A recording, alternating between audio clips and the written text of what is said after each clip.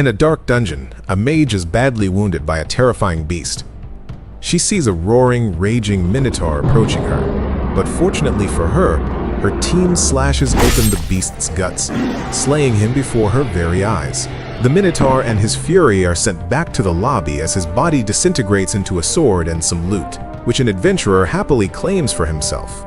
The mage, hiding her hit points, requests the party to return to the surface. However, the swordsman insists on pressing forward. The woman shuts him up and bonks him on the head with her staff for staring at her in her indecent condition. After they finally leave the dungeon's boss room, a mysterious mass of tissue emerges from the ground and forms a large shape.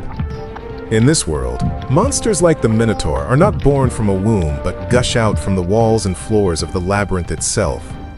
The labyrinth replaces every slain monster with a new one, devoid of experience and memory of its predecessor. They can't be classified as living beings, as they merely resemble living things.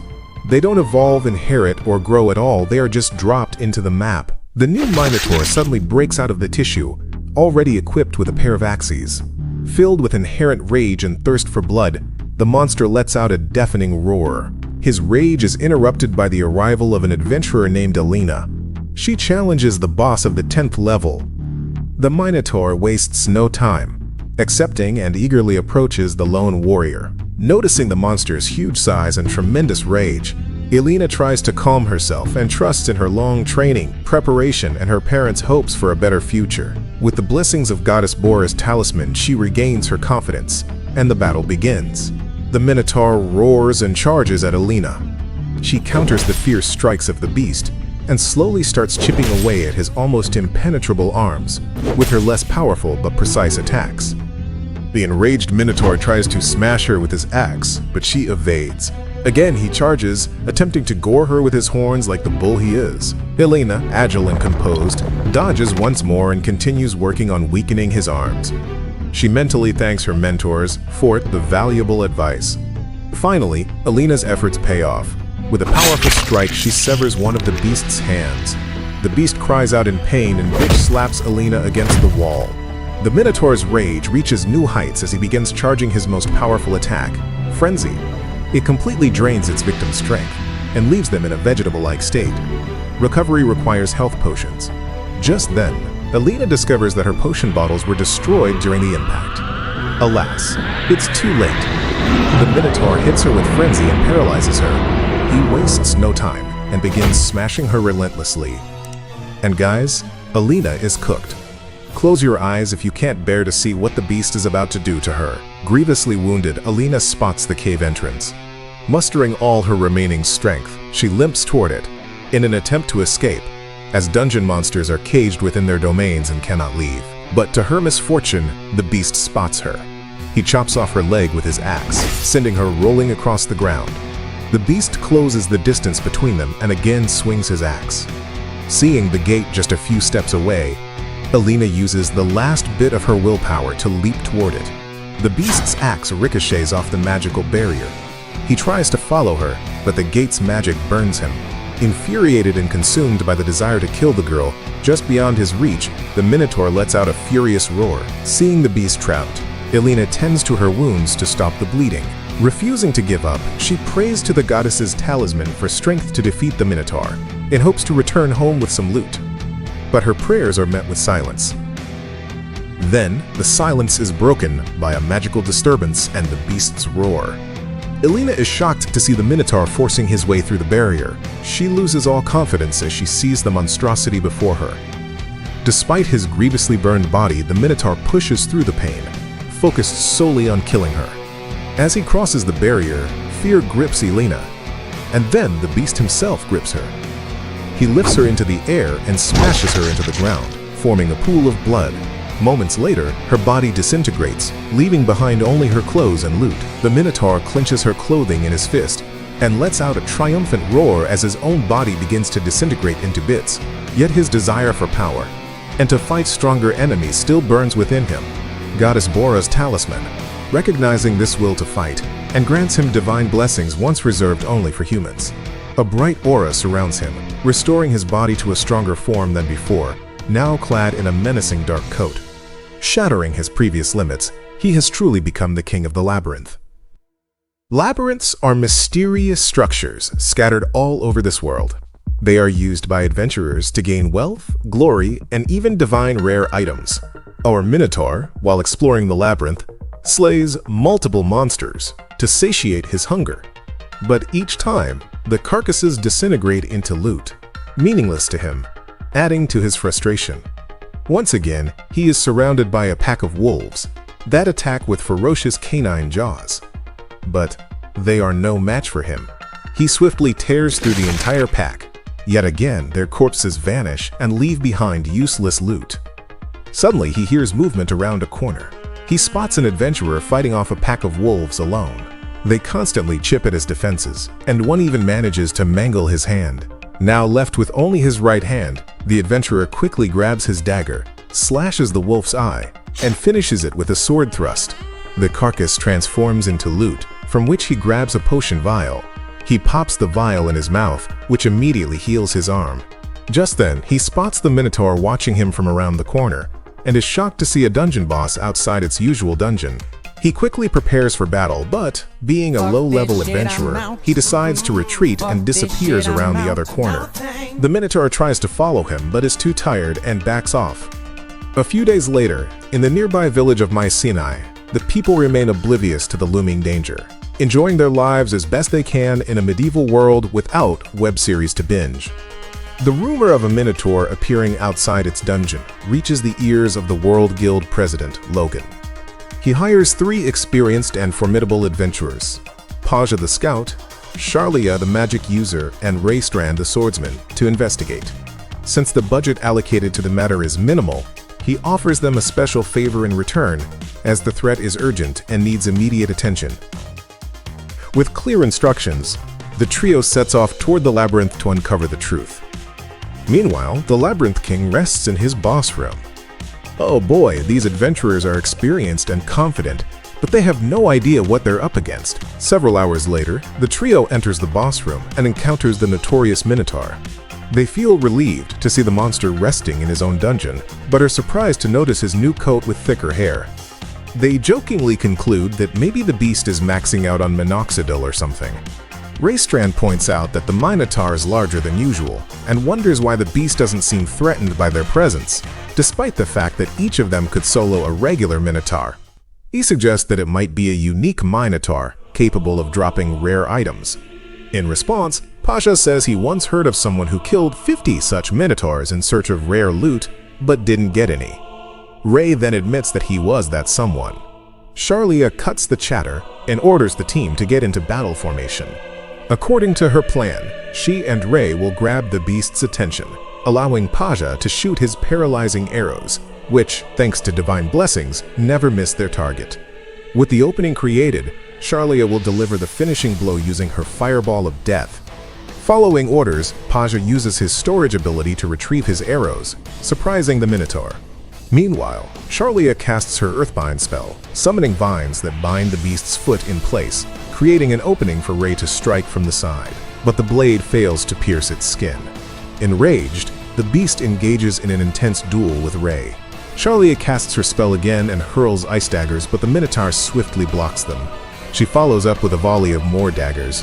While Paja positions himself to fire, the beast deflects the arrows with his arm while tanking Charlia's ice daggers, letting out a deafening roar. Paja is intrigued by the beast's resilience and quick reflexes, but dismisses it as mere coincidence. With her plan failing, Charlia, the prodigy student of the renowned magician Gil Lynx, decides to get serious. She must prove herself worthy of the magical staff gifted by her master and avoid the lecture she'll get from her father if she fails. The whole team decides to attack the Minotaur together. Charlia bombards the beast with a barrage of ice daggers aimed at its vitals, but the Minotaur blocks the critical strikes and endures the rest. Charlia cannot believe what she's seeing. A Minotaur that any one of them could normally defeat alone is holding its ground against all 3 without showing signs of fatigue. The group continues their assault, burning through their supply of recovery potions, but mental fatigue starts to take its toll, especially on Charlia. Frustrated, she begins chanting a powerful, long incantation spell to end the beast in one hit. Ray calls out her recklessness for leaving herself so defenseless, but she ignores him and continues casting. Seizing the opportunity, the beast hurls his axe at Charlia, and it hits, but it hits Ray's helmet and his head. Seeing Ray's injury, Charlia apologizes for her mistake, but before they can recover, Paja warns them of another incoming frenzy attack from the Minotaur. They drink their potions just in time to restore some strength. Paja quickly takes aim again, hoping to exploit the opening after the attack. But to their horror, the Minotaur unleashes yet another frenzy. The monster they assumed would be an easy hunt turns out to be far stronger, smarter, and more capable than they could have imagined. Breaking free from his binds, the Minotaur lops off Paja's head with a single swing of his axe. He then turns toward Charlia. Ray, remembering his promise to her father, stands to fulfill his duty. He dodges the beast's swing and goes in for a strike, but the Minotaur punches him in the head and immediately chops off his hand. Underestimating this monster was a fatal mistake. Ray tells Charlia to run, but the beast chops him in half with his axe. His body disintegrates into orbs and loot. Enraged by the death of her guardian, Charlia begins chanting her most powerful spell once again, but before she can unleash it, the Minotaur's axe finds its mark and slays her. The Minotaur roars in triumph over the fallen adventurers. Back at the guild house, as the day comes to an end, Logan grows concerned about the adventuring party. Noticing his worry, the renowned magician Gil Lynx urges him to share his worries. Logan tells Gil Lynx about the Minotaur rumor and the adventurer party he's sent to investigate it, which hasn't returned yet. Hearing this, Gil Lynx immediately teleports to search for them and soon returns with grim news. The party has perished, and the Minotaur is no longer in its dungeon. Logan is shocked to learn that a mere level 10 monster was capable of slaying such skilled adventurers. Gil Lynx is equally stunned to find his student's broken staff and decides to head to the royal palace for urgent matters. Meanwhile, instead of waiting for opponents on his own level, the Minotaur decides to head toward the upper floors. Word of this spreads quickly to Logan through multiple eyewitness accounts, all of which report that the beast outright ignored weaker adventurers. He seeks only a true challenge. Logan and his manager, Yadur, discuss their theories about this abnormal situation. Yadur points out that the matter may resolve itself, as the heavenly sword, Lord Percival, is already deep within the labyrinth. Meanwhile, Percival is engaged in combat with a giant golem that tries to stomp him. But Percival uses his shield to block the attack, and activates its special ability to reflect the force back at the attacker. Due to the shield's reflected power, the golem's foot shatters into rubble, and it collapses. Seizing the opportunity, Percival climbs the creature's body and aims to strike its weak point. The golem tries to block with its hand, but Percival breaks through and lands a clean hit on the core. The golem is slain, and its body disintegrates into loot. Level 50 is considered suitable for S-class adventurers, but Lord Percival just defeated a level 96 monster. 10 hours later, on his way back, Percival stops to rest on the 14th floor and eats from his supplies. Despite being the head of the royal house of Merculius, he avoids attending the council and spends most of his time exploring and fighting in the labyrinth. Since childhood, he was a prodigy, becoming an A-class adventurer at a young age, and due to his exceptional sword skills, he was given the title the Heavenly Sword. But even so, a fire burns within him to master all 5 treasures passed down through generations in House Merculius: Ende's shield, capable of deflecting all physical attacks; Rika's ring, capable of casting powerful attack magic; Kalden's dagger, nullifies poison and other harmful effects; Bolton's amulet, grants invisibility and magic control; Alestra's bracelet, dissipates magic entirely. So far, Percival has successfully mastered Ende's shield and strives to be the first to wield all of these legendary artifacts. He aims to one day reach floor 100 and defeat the labyrinth's final boss, the Metal Dragon. Meanwhile, Yadur theorizes that Lord Percival will soon return to the surface and will almost certainly cross paths with the Minotaur. His words prove true. Percival encounters the Minotaur, and his sword slashes across the beast's chest. He's surprised that the strike doesn't cut cleanly. It was meant to pierce the Minotaur's heart. The Minotaur shocks him by accessing his magical storage and pulling out a broad longsword. The beast is clearly a quick learner. Seeing this, Percival grows excited for the battle ahead. The battle between the Minotaur and Percival is intense. The entire floor echoes with the clash of their weapons. Percival observes the beast's dense muscles, realizing that normal attacks won't be able to pierce through them.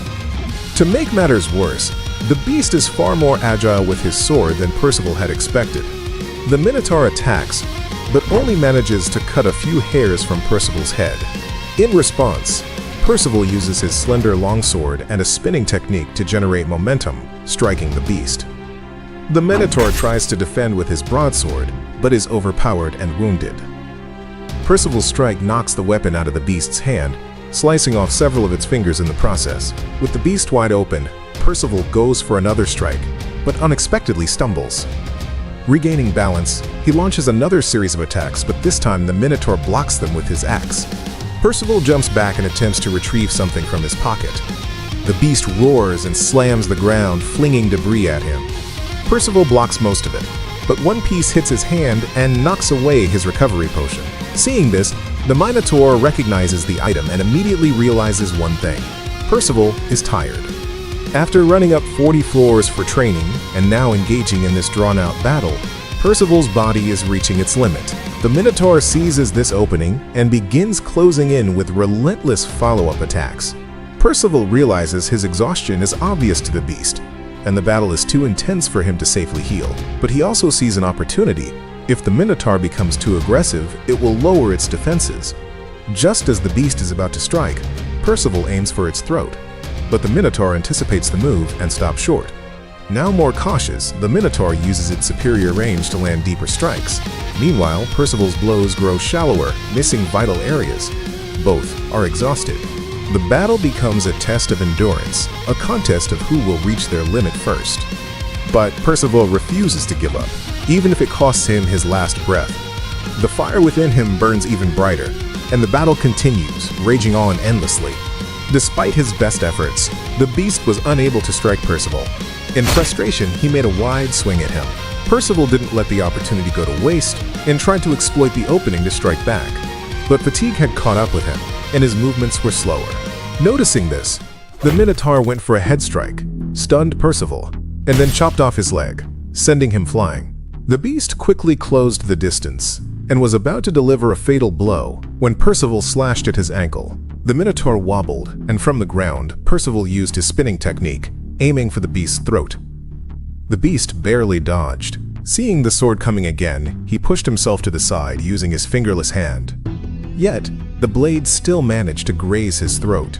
Experiencing Percival's battle prowess firsthand, the Minotaur couldn't help but admire the skill and power the puny human displayed. With a bleeding leg, Percival lay on the ground, holding his sword close and staring at the ceiling, surprising the beast. As the Minotaur cautiously approached, Percival suddenly swung his sword, slashing the beast's leg and forcing him to step back in confusion. The Minotaur concluded that there was no need to take risks. Percival would soon bleed out. Victory would be his if he simply waited. But then he punched himself in the face and reminded himself it's not victory he seeks, but the thrill of battle. All he wanted now was Percival's sword. He cautiously stepped forward and deliberately placed his leg within striking range. The sword swung again, slicing off his leg. The Minotaur screamed in pain, but the impact slowed the sword down, just enough for him to block it with his axe. The collision shattered Percival's sword upon impact. Percival opened his eyes and saw his weapon broken. Before he could fully process it, the beast slammed his axe into Percival's chest, ending his life. But then, the Minotaur clenched his fist around the wound, as if trying to hold it closed, wanting more. He didn't want the fight to end so soon. He had wanted Percival to suffer more, but the fire within Percival had finally gone out. The Minotaur knelt in silence, not out of mercy, but because he hadn't wanted him to die just yet. The bright light from Percival's body engulfs the Minotaur, and his body evolves in response, growing much larger than before while also healing all his wounds from the battle. Looking at Percival's smile, the Minotaur thinks it's a shame to lose the scars this man gave him, but it's beyond his control. Suddenly, Percival's body transforms into loot, including items from his inventory. The Minotaur grabs a handful of them, including some of Percival's rare treasures, and stores them away. With that, the beast moves on, yearning for rest. A few days later, Logan has Gil Lynx over for tea, and they discuss mundane matters. But they are interrupted by the sudden arrival of Yodor, who shows them the details of Percival's death, confirming his fall at the hands of the Minotaur. Logan and Gil Lynx are both disheartened by the news.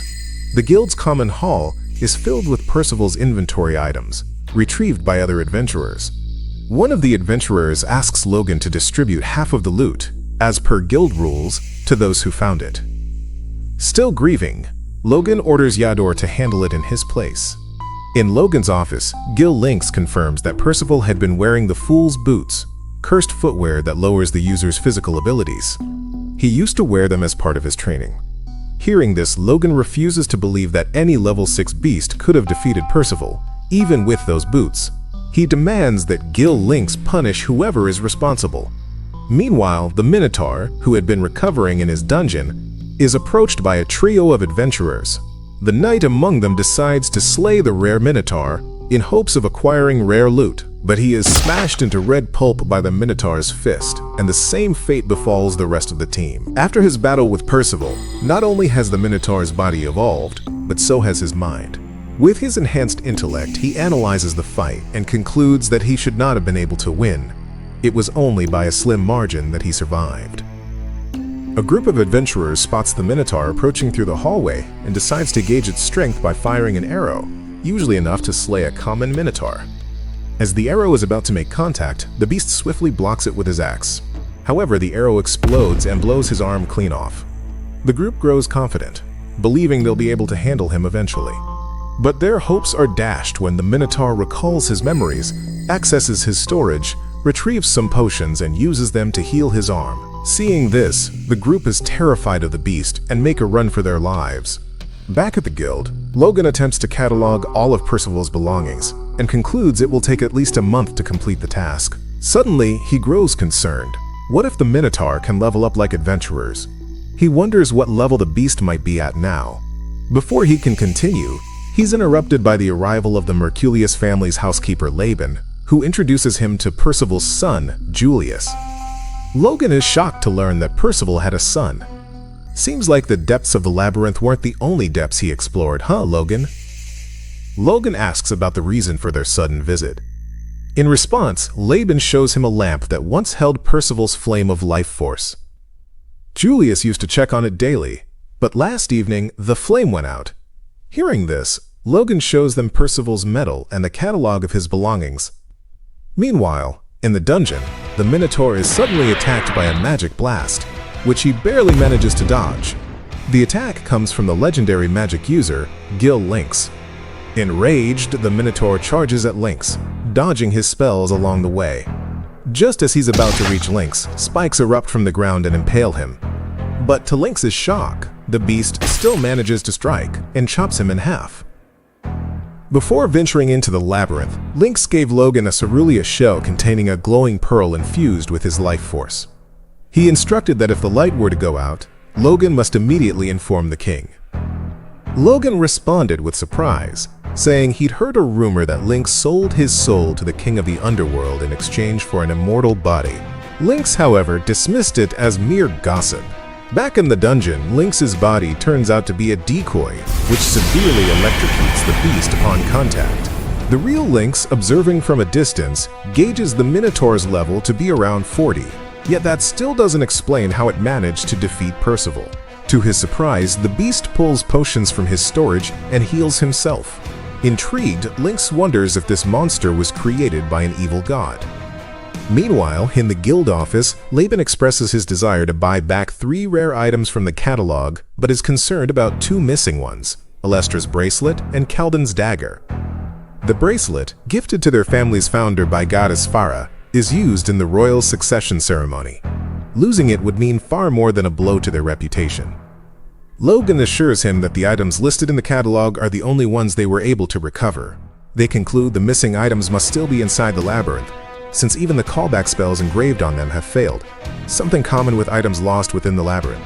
Logan informs Laban of the abominable Minotaur now lurking in the lower levels and suggests that the beast might have the missing items. Given their importance, Laban decides to enter the labyrinth himself in search of them, and Logan offers to accompany him. After all, Logan is the only person known to have successfully defeated the labyrinth's final boss, the Metal Dragon. Meanwhile, back in the dungeon, Lynx launches a barrage of daggers at the beast. The Minotaur tries to dodge but gets his leg severed by one of the blades, sending him tumbling to the ground. He retaliates by hurling rocks at Lynx, but they are effortlessly blocked. In return, Lynx casts a fireball toward the beast. Although the Minotaur initially dodges, Lynx manipulates his magic to fling the beast directly into the path of the fireball. It detonates in a massive explosion, causing many of the beast's organs to spill out. The Minotaur immediately pops some potions and recovers. He silently admires Lynx's magic control and notes the similarity in power to Percival. As the beast gets back to his feet, Lynx charges at him with tremendous speed. The Minotaur raises his sword to block, but Lynx shifts direction mid-flight. The beast swings his axe in retaliation, but Lynx shatters his hand with magic and knocks the sword out of his grip. Now weaponless, the Minotaur jumps back and searches his storage for something to counter the mage, and he finds it. Leaping into the air, the Minotaur prepares to punch Lynx. Lynx mocks the effort and prepares a spell to shatter the beast's arm again. But to his horror, the spell is nullified. He notices Alestra's bracelet on the beast's finger, though it's being used as a ring due to the Minotaur's massive size, and is stunned. The bracelet is only supposed to work in the hands of the Merculius family's head, or someone they deem worthy. Just as the Minotaur believes he has won, a beam of magic shoots from Lynx's ring, narrowly missing his head. Enraged, the Minotaur repeatedly smashes Lynx's body into pieces, but from the scattered remains, a black mist rises and whirls into a massive tornado, transforming into a three-eyed, dark, devilish creature. Upon seeing the ominous, three-eyed creature, a sudden chill runs down the beast's spine. Intriguing him, the creature suddenly lashes its whip-like arm onto the beast's arm, causing it to rot with disease almost instantly. The beast tries to strike the whip with the ring, but it has no effect. In desperation, he rips his own arm to stop the spread of the rot. He reaches into his storage to retrieve some potions, but the creature's whip flings them from his grasp. The creature launches another whip attack. The beast tries his best to dodge, but one whip latches onto his leg and begins to rot it as well. Once again, the beast rummages through his storage and grabs Kaladin's dagger, an artifact known to remove poison and other ill effects. He uses it to cut the whip. The creature launches yet another assault, but the beast slashes through all of them with the dagger. A smirk appears on the beast's face as he lunges at the creature with the dagger, but the creature dodges, unravels itself, and wraps around the beast's entire body, initiating a full-body rot. The beast tries to reach a nearby potion bottle, but his body suddenly erupts in decay and collapses into a puddle of goo. Just then, his body begins to heal and re-emerges from the brink of death. He strikes the creature's core with the dagger and slams it into the ground. The creature's body breaks apart into dust and perishes. Exhausted, the beast collapses to the ground, admiring the power that these puny humans can attain. And with that, his hunger for power grows even stronger. An hour later, the beast moves to the first floor, causing all the smaller monsters to flee in fear. There, he encounters a tired young boy holding a knife. The boy charges at the beast and stabs him in the foot, then immediately collapses to the ground from exhaustion. His courage intrigues the beast. Normally, weaker creatures run away at his arrival, but this child stood up and tried to confront him. The beast is surprised that, despite his weakness, the child managed to pierce his tough skin, even slightly. Impressed, he sees something familiar in the boy, something reminiscent of his great foe, Percival. The beast also sees a reflection of his younger self, weak, but filled with determination and a hunger to grow stronger. He speaks to the unconscious child, asking him to grow up strong and, one day, give him a worthy fight. Then, he moves on. Outside, Logan and Laban arrive with their group at the entrance of the labyrinth, accompanied by Julius in a carriage. Suddenly, their attention is drawn to a small boy emerging from the labyrinth, holding Alestra's bracelet in his hand. Laban asks the boy his name and how he obtained the bracelet. The boy introduces himself as Panzel. He explains that, for the past 3 days, he had been exploring the first floor to collect money for his sick mother. There, he encountered a large, horned monster with black hair. To save himself, he attacked the beast with his knife before collapsing from exhaustion. When he awoke, he found both his knife and the bracelet in his hand. Logan is astonished that the boy survived 3 days in the labyrinth, where even adult adventurers fall prey to spiny rats. They all wonder why the Minotaur left the bracelet for him. Initially, the boy refuses to return the bracelet, but when he learns that it belonged to Julius's father, he hands it over without asking for any reward. Moved by his generosity, Julius extends a hand of friendship to the tired boy. Meanwhile, Logan rushes back to his office to check the pearl Lynx gave him. He is devastated to find it shattered, confirming the death of his friend, the legendary magician Gil Lynx. As the Minotaur approaches the gate of the labyrinth, he remembers the boy who stood in his way, so determined to protect whatever lies beyond. He deems the outside world not as a battleground, but as something worth preserving, and decides to turn back. He reflects on how, the higher he climbed, the weaker his opponents became. Now, he wonders if descending deeper will finally bring him the strong enemies he craves. As he reaches level 30, he encounters a multi-armed monster, and feels a rush of excitement for the battles ahead. When someone defeats the monsters below the 10th level while using rare items, they also unlock various rare skills and abilities. The same is true for our beast. At level 50, he acquires a rare scimitar and unlocks the skill Warrior's Protection. At level 55, he unlocks the Charge skill along with various other rare items. At level 60, he obtains a sickle-shaped mantis sword and several new skills. Later, he encounters a group of warriors sent to retrieve Percival's treasures from him. Their leader, Shelquel Kurganos, a heavily armored knight, summons his great shield and challenges the Minotaur to battle. The group lets out a war cry, briefly stunning the beast. In response, the beast unleashes a thunderous howl, stunning the entire group, except for the knight. Taking advantage of the moment, the beast repeatedly strikes the knight with his sword, but it has no effect. The knight wields the Vandessa shield, crafted to withstand any blow with ease. The beast tries to flank and attack from the side, but the knight blocks the strike once again while managing to slash the beast in return. Enraged, the Minotaur strikes the knight's shield, only to be stabbed in the side in the process. Furious, the beast grabs the knight's arm and tries to pull him away, but the knight slams the shield into him and knocks him backward. The knight praises the beast's strength, but explains that strength alone does not win battles, especially between a man and an ogre. True victory, he says, requires tactics, skill, and the right equipment. He had long awaited the chance to face the monster, rumored to have killed his mentor, Percival. But now he expresses disappointment, claiming it must have been a false rumor. Enraged by the insult, the Minotaur charges and throws an explosive bullet behind the shield to distract the knight. In that moment, he uses his mantis sword to rip the shield away.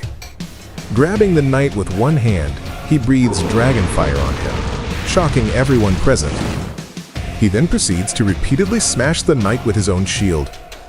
As the knight lies broken, he finally admits that the beast truly is the monster who slew Lord Percival, and that he has indeed become a true warrior. With his final words spoken, the Minotaur slams the shield down one last time, decapitating him. Seeing the fall of their leader, the rest of the group flees in terror. Meanwhile, Azel Reed, father of Charlia, regrets having neglected his daughter his entire life. In the lower levels, Azel sets up a trap for the Minotaur to avenge his daughter. An archer lures the beast into a hall and signals Azel, who activates the trap, binding the Minotaur in magical shackles while a group of mages prepare a massive magical spike meant to slay him. But before the spike can hit, the beast breaks free from his restraints. The explosion from the spell fills the hall with dust, and the group begins to celebrate until the dust clears. To their shock, the Minotaur is still alive. He had cleverly used the Vandessa shield to protect himself from the impact. Wasting no time, he throws 2 explosive bullets at Azel and charges the entire group. They try to fight back, but he's simply too powerful. He hurls his shield to distract the archer, then cuts him in half with his sword. A group of mages hiding behind a magical barrier begins casting long incantations. One of them mocks the Minotaur, saying his physical attacks can't penetrate the shield. So what does the beast do next? He hits them with a burst of dragon breath, frying them alive within their own barrier. Absolute W move genius. As he turns back, the Minotaur notices Azel escaping. He had survived by quickly drinking a potion. The beast nods in approval and mentally thanks the shield for another victory.